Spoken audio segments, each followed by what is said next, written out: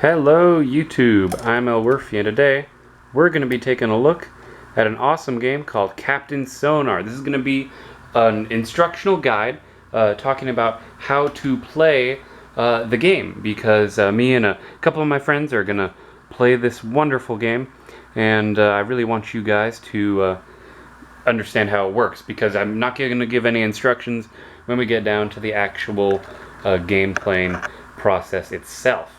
Now, the game here is made by, let's see, where'd they put that? I guess it's Maggot. I guess Maggot Games, or whatever the company is. Not quite sure who did it. What is this game about? Well, it's a submarine game that's all about kind of like Space Alert. This is a real-time game. Everything happens like I'm taking my turn while other players are taking their turn, and it's all simultaneous, very enjoyable, and it'll make a lot more sense once I actually open up the box. No, this is not an unboxing at all by any stretch of the means. So here, let me go ahead and open up the box for us. I'll even leave that there. So we have, of course, the board. Now I do want to point out this diagram. This is how players generally are supposed to be sitting. You're supposed to have 4 and 4 on each team, with everyone lined up accordingly with a big mat in the middle. In the game, you have different. It comes with a lot of different scenario maps, which I think is very useful. See, this is like a good scenario map, etc., etc. So you have your maps, of course, and then you have the big sheet. You know, these two boards right here. They fold out, and you know, they become like the board you play on. So, you know, very interesting and well designed board. But the important part of the game comes with these two maps right here. These represent the internal workings of your ship and how they function in order to take certain actions inside of the game. And then, of course, you have some other just regular gameplay maps. So let's go ahead and go into talking about each of the functions in the game. And we'll start with the most simple of all of them, the first mate. Now, in the game, as you're playing, your ship is going to be here traversing. So essentially it'd be like if I went ahead and I reach into the box. 1 second, guys. The game comes with a lot of markers, so you can play the game. It's all about dry erase. So let's go ahead and let's say we're the captain, for example. And I'm going to be jumping around the roles a lot because everything in the game is all interconnected. You can't really say, oh, this person does this person does this, without explaining everything.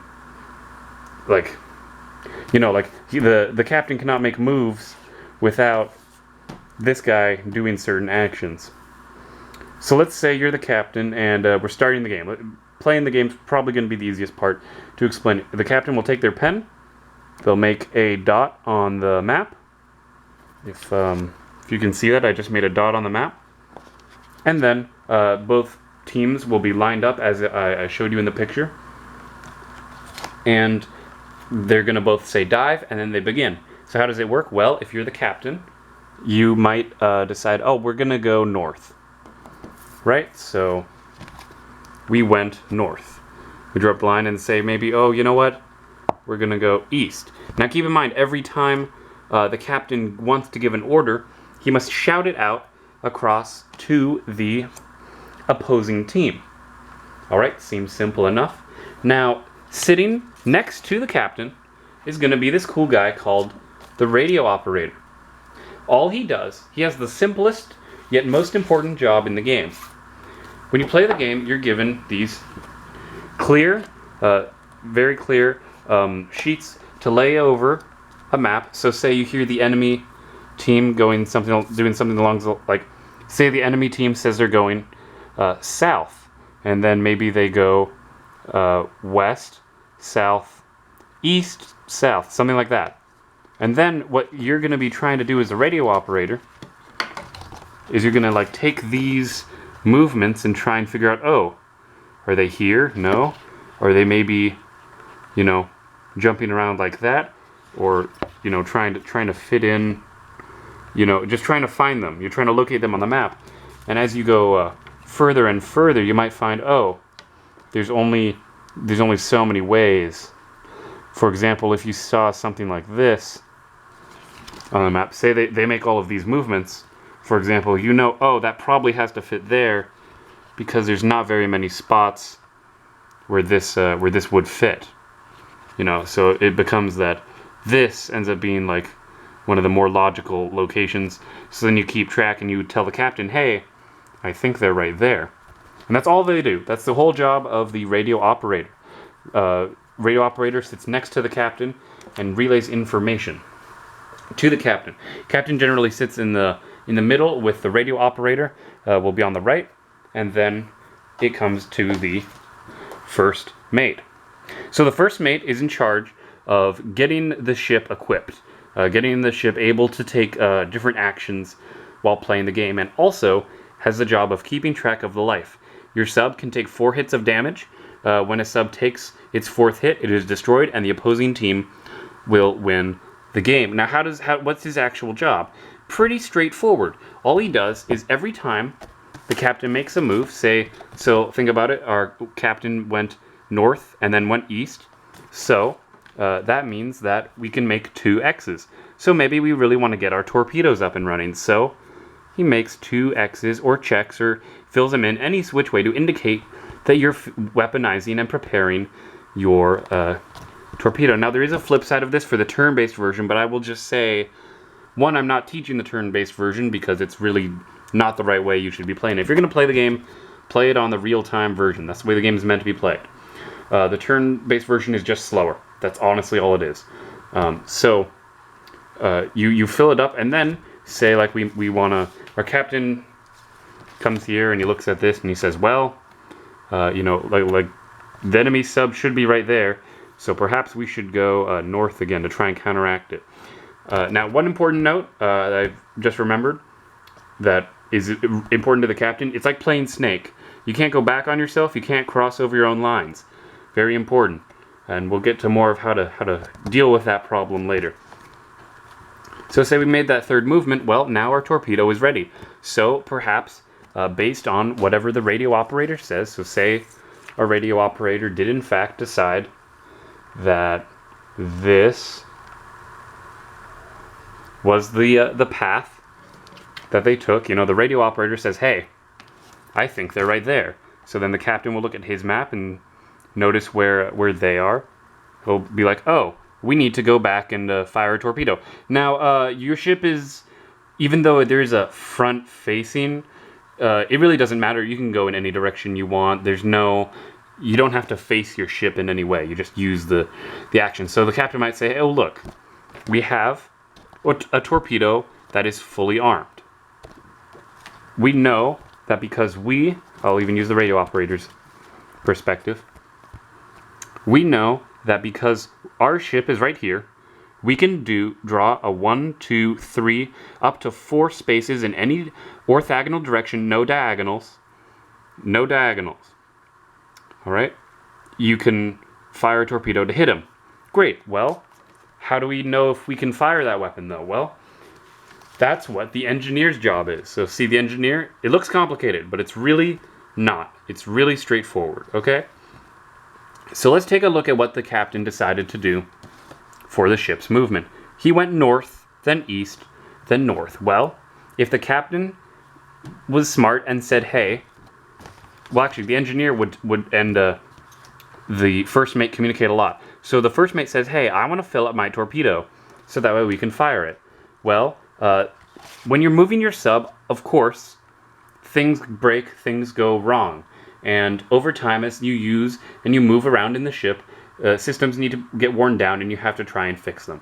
So we went north, east, north. So how would we want to perhaps fix it? Well, we know for a fact that we want to have our torpedoes online. So we're going to go ahead and make a cross. If you make an X through a system, that color is no longer available. We put an X through the yellow equipment, or through the yellow bubble. That means that if we had this fully decked out, that we couldn't use it until that gets cleared off. If any single type, right, if you have all of them filled in and then one yellow one, well, the yellow one doesn't work too. You have to have it completely clear in order to use that system. So we went north twice, so let's say we do that, and then we went, because we went east, we have that. So we've strategically allowed our torpedoes to not be marked over or filled in at all, therefore meaning that we have the ability to fire the torpedo. But let's say we want to use like our green abilities. Say maybe we were trying to build up the sonar as we moved around. You know, say we want to do that. Oh, and when you use something, you do in fact erase. You do erase it. But things don't go away, they don't degrade. Once it's filled up, it's filled up. You can never lose these other than using the equipment. So say we want to get rid of, you know, we want to get our green system online. How do we do that? Well, the engineer might say, hey, I need the captain to, you know, well, the engineer could say, hey, I wanted to make this green system operational because I noticed that the first mate has sonar ready, one of the equipment. Well, then the first mate would say, hey, we need to go north. What happens? Well, we go north, right? Captain shouts out north. Then he will mark a box somewhere. Just say he marks a box. Then, because we went north, we're going to fill in this. Now our weapons are offline. But, you'll notice here that within all of these columns, there's lines that connect all the different systems. Very important. You'll notice that inside of the orange line, all the X's have been filled off. Well, that clears it out, and we do not take damage. That is just how it works. You cleared it out because you hit all the buttons in the right order or something along those lines. So therefore, you're then fully operational again. But what happens if, say, you know, you're marking it up, and for whatever reason the captain's having to make, you know, strange maneuvers, and at this point you don't really have much of many options left. You know, you're all X'd out, and you're going to get stuck. Or maybe say you've in fact filled it up, but you're for some reason you can't go east because, say, maybe you're up against an island or something, or you're just stuck, or you need to go backwards. Well, there is a way you can resolve this. All you have to do is the captain will take a look at his map, keep track of wherever he currently is, say stop, and you say stop by, you hold out your fist up in the air, and you say stop. That stops all gameplay. No matter what's going on, everyone has to stop when a captain says stop. Only the captain can declare a stop. No other crewmates or whatever can say that. Also, anytime you use any of your abilities, you must also say stop. Then resolve the ability. Once the ability is resolved, then gameplay may resume as normal in the real-time manner. So the captain wants to go south in order to, you know, maybe work on getting this gray area cleared out. But he can't go south. So, perhaps due to wherever, based on different scenarios, for whatever reason, he needs to go back on his own line, and he can't do that. Well, when the captain says stop, he can say he's going to surface. When you surface, the captain first erases the line, the entire travel path, except for the dot where they currently are sitting. Then, the captain says what grid square they're currently surfaced in to the other player. Not the coordinates. Not these. These, you don't tell them. You just tell them the giant square. So the captain would say, we are in sector 6. Okay? So, now keep in mind, when you surface, the other team can continue to play. The only reason you say stop at all, is to let them know that you have surfaced. So, starting with the engineer, each of the 4 teammates, or however many you have, somehow in some combination, you must fill in, here, I'm going to set that down. You must quickly fill in your entire, one of the 4 sections. See? And you cannot continue until all 4 sections have been filled out. Once all 4 sections have been filled out, the engineer takes his, flips it over, and shows it. They show it to the opponent's engineer. If the opponent's engineer sees that there is a line out of the, if there's a line just, going off randomly, they can say, no, you have to redo it. And then the engineer has to erase this and all of the others and all of the other lines, right? And make them start all over. That's also why you cannot cross over. If you have a line that that's okay. But if for whatever reason your line's looping into another box, that's also not okay, and that's grounds for having to redo it. So it's really important you be careful about this, but you do it as quickly as you can. And then what happens when you surface, after you've successfully surfaced, you then can erase all of the X's that you have. It's like a full flush. And this means you do not take damage for this. Then, as soon as that's all clear, and the engineer says clear, then the captain may move again in any direction that they so desire. Now keep in mind, when you surface, you do not have to remove X's here. You could have stockpiled up a ton of stuff. It doesn't matter. You don't lose any of that. That wouldn't make any sense. So how do you take damage in this game? Well, there's a couple of ways you do that. Either you take damage from weapons, or, and this is also going to finish off all of the engineer's duties, or you fill up everything in 2 ways. You either max out an entire section. So see how in the west section all the X's are marked up? What happens? Well, immediately all of them clear, and then the first mate will check off a point of damage. So that's really bad. You don't want to do that.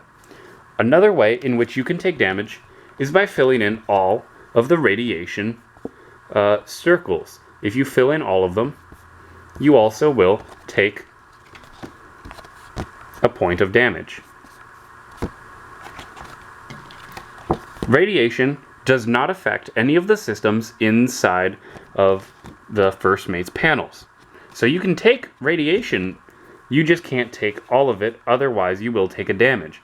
And then of course, once all the radiation if the radiation all does fill up and you take a damage, then you can immediately erase all of the radiation and go through that. So if you're confident enough in your abilities to not get hurt by the opponent, you can totally just hurt your own ship in order to stay as functional as possible. That is a legitimate strategy.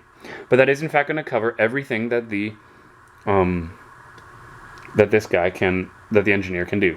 So that's the engineer. And that is in fact going to fill out the first mate, except how do these systems work? Now, scenario is specific map-based ability. Different maps, depending on how you're playing, will be able to offer up different special powers you can use. So you can fill that up, and each of the amount it pertains, it's all very specific. So for the rest of them, I'm going to explain right now, but for this one, you will in fact need to look at the rules yourself. I haven't found any need to use this one as of yet. Perhaps later on I might. In which case I will in fact edit this video and tack this on top of it, just so you know. I'll bring out a revised version. So let's start off with the basics. The mine. How does the mine work? Well, if you're the captain, here we'll even say that, the captain did that so he could turn around to shoot at this sub, which is now currently here. Just for a bit of scenario context. I don't know what this guy's doing, but he's there now. Captain is here. All right. I'll even keep it on the same board just so you guys can see a little bit more clearly what's up. So this is the captain here moving out.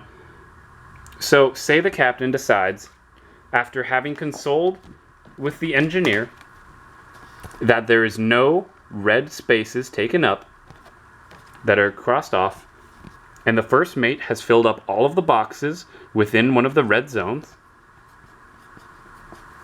then the captain can say, stop. And then he says, I'm deploying a mine. The captain does not say where the mine is being deployed. He does not have to at all. I mean, he can if he wants to, but not recommended. The mine can either be deployed directly on top of the sub, or in one space adjacent to the sub. So say a mine could be deployed right there. You can mark this in any way you want. You can put a box over it. I personally like to do box. I think that's very helpful. And you can drive over it, that's fine. Then, at any point in the game, the captain can then say, he deploys a mine, who knows, and then he hears these guys move over the mine, or the radio operator listens to them and hears that they should be over the mine. Then the captain yells, "Stop," and says where he's detonating the mine. Now, when you deploy a mine, this is important. When you deploy the mine, that's when the X's get removed. It's not when you detonate a mine. So then the captain says, "I'm detonating a mine at K9, right? And then because the enemy sub is on top of the mine, that's going to be 2 damage because it's a direct hit. If the sub was adjacent to the mine, then it would be an indirect hit, which results in 1 point of damage. And that's how the mine works. Again, the mine can be used at any time, but when you deploy the mine, that's when you remove the X's from the first mate. Torpedo, similar fashion. The explosion radius and the method that works is exactly the same. The captain will say stop. Say for whatever reason they survive this. The captain will say stop. And supposing that the engineer still has not filled out any of the red zones over here, the captain will say launching torpedo. Then the captain will be able to, in a path of 4 dots, 1, 2, say maybe for whatever reason these guys moved away. You can launch up to 1, 2, 3, 4 in any direction as long as it's not diagonal, and say a specific one. So say he says J11, right?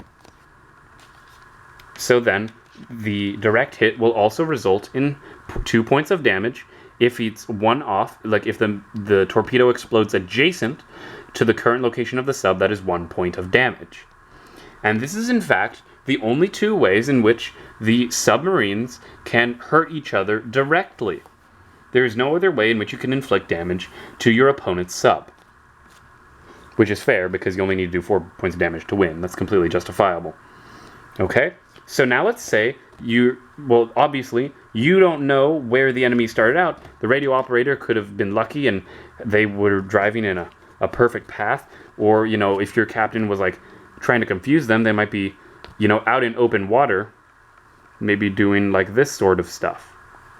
Making little boxes. So that makes it very hard to keep track of, where's the lines and how does that work? So it can sometimes be helpful to use a drone. If a drone is filled up, all you have to do is the captain will announce stop. The captain will look at his equipment, see that he wants to use a drone, will look at the engineer, decide, and realize that there are no green spots that are taken up, and then he'll say launching drone. The drone X's will then be erased, and the way that the drone works is that you guess a sector. Simply, if you think that the enemy sub happens, based on your radio operator's information, is in Sector 9, you call out Sector 9. The opponent's captain has to say truthfully if they're in Sector 9 or not. In this case, they would say, yes, you're in Sector 9. The sonar is a similar method to help you locate the location of an enemy sub. When you use a sonar, once again, the captain says stop. Then sonar is erased, again, provided that you do not have green circles filled up in the engineer slot. Then your opponent must in fact tell you a true and a false about their exact location. That can either be sector, number, or letter. So the captain could say, I'm in Sector 9 at letter O. That's completely okay, because he told one truth, which was that he's in Sector 9, and a letter O, which is the false. He has to give a truth and a false. If you give 2 truths, that 1, you shouldn't do that, because that's just bad strategy. But 2, then you're telling them the exact location of your sub, presumably, and that'd be really bad. Alright, so the last equipment slot that the captain has to his disposal is the silence. Silence is, in my opinion, one of the most important abilities over the torpedo.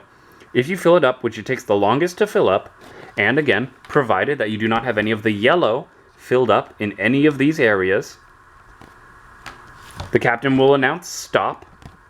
So like say for whatever reason the sub's taking a lot of damage and you just surfaced, and you're trying to recover, you might initiate silent running. So the first mate will erase that, and then immediately the sub can move 4 spaces in a straight line. Emphasis on this. It must be in a straight line. So if the enemy sub, for whatever example, felt like they're taking a lot of damage, they want to do, maybe they surfaced, for example. Let's say that they surfaced. Well, and maybe that's why they're taking so much damage. Then they can move 4 spaces in any direction. You can move subs on top of subs. By the way, if he said I'm doing silent running and it's totally okay for the captain to draw 1, 2, 3, 4. It's okay to do that, but it must be 4 in any direction. It cannot be diagonal, and it cannot bend in any way. All right, that's not okay. You can't do that. You can only go in straight lines. All right. And that is essentially everything you need to know about how to play the game. So, now I do need to address order of play, because it is important, even in the live version, to understand the basic, the way in which you go about a turn. So, it starts off with the captain. He dives, right? Then the captain will say, west. Then, starting with the engineer, as fast as you can, but in organized fashion, the engineer will check off a box. Then the engineer says, check. Then, first mate, who can simultaneously, well, you know what? For the sake of simplicity, do it like this. Engineer takes his move, like the captain says west. All right, so west. Marks it off, says check. First mate marks off a box, says check. Then, captain makes another move, and so on and so on. Radio operator, again, listens to the opponent's captain. If the opponent's captain says south, he moves south.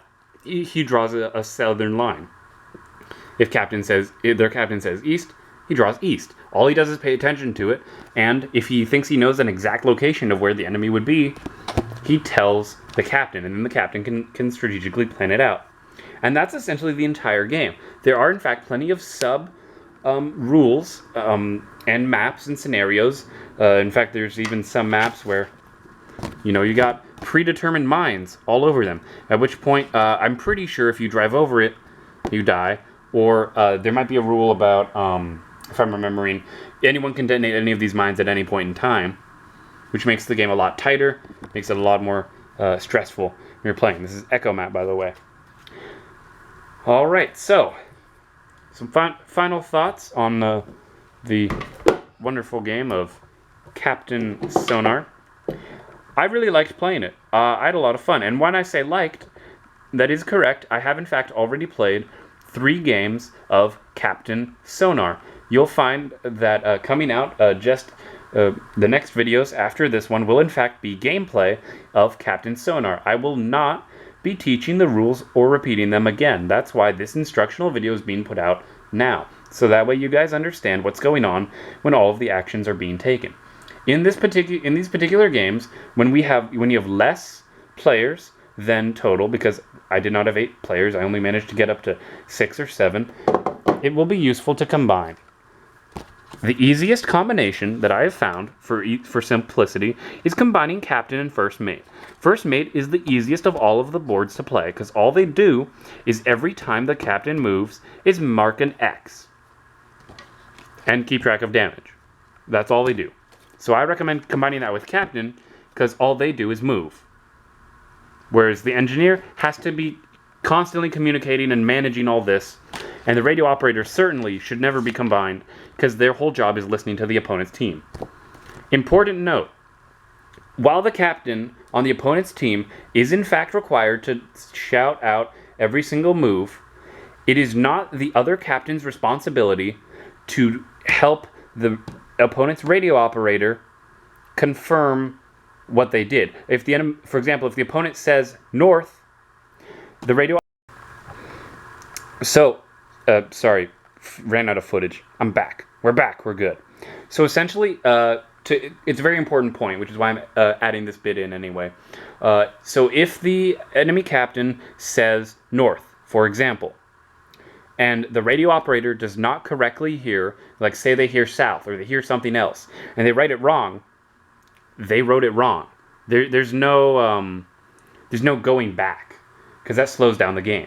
If the captain says north, his two guys say check, and then the captain says his next movement, and the radio operator hasn't kept track, that's too bad. Which sucks, because that's their only job. Their only job is to listen to their captain.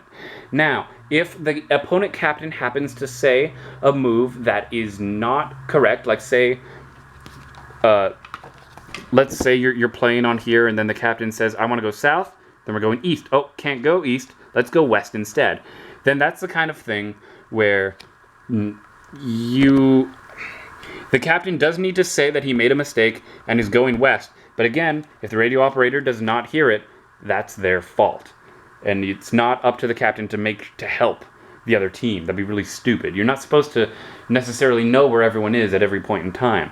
In fact, the radio operator making a mistake is one of the most important aspects of the game, because you can't hurt each other if you don't know where each other are. That's why it's very important to use your detection methods in order to pinpoint their exact location. Once again, Captain Sonar is a very wonderful game.